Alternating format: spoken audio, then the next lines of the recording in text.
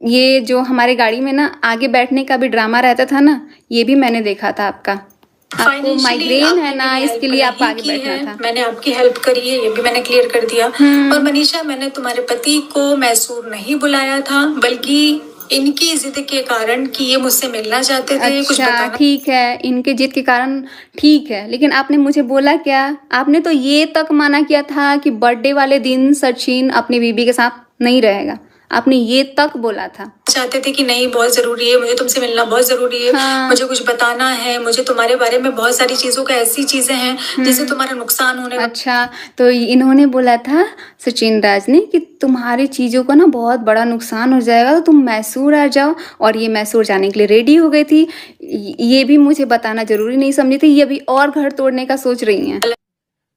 Welcome back to our new videos. तो आज की इस वीडियो में हम बात कर रहे हैं नेहा जी और मनीषा जी के बीच हुई कंट्रोवर्सीज को लेकर के।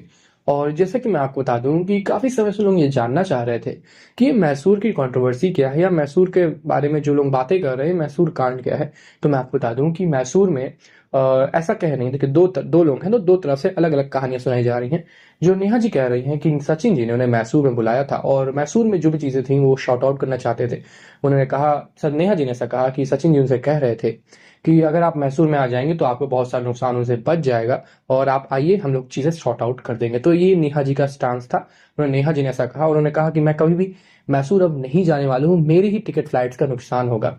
बहरहाल, और दूसरी तरफ से जो कहानी बताई जा रही है, यानी मनीषा जी की तरफ से जो कहानी बताई जा रही है वो ये है कि पहली चीज तो उनका एक शूट था, यानी नेहा जी का एक शूट था, इस वजह से वो जा रही थी। प्लस, और इससे पहले जब ये बात नहीं बिगड़ी थी तो उन लोगों का प्लान था जाने का, और जो भी चीजें थी वो अब बिगड़ गई।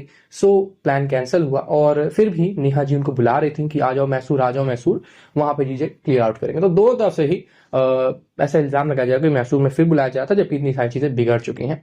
अब क्या सच्चाई है, किसके बाद कौन सच बोल रहा है, कौन झूठ बोल रहा है, या मैसूर में और क्या कांड हो रहे होंगे, ये तो अंदर की बातें हैं। बहरहाल, जो ऊपर से हमें पता चल रहा है वो इतनी बातें पता चल रही हैं। आज की इस वीडियो के लिए बस इतना ही। Thanks for watching.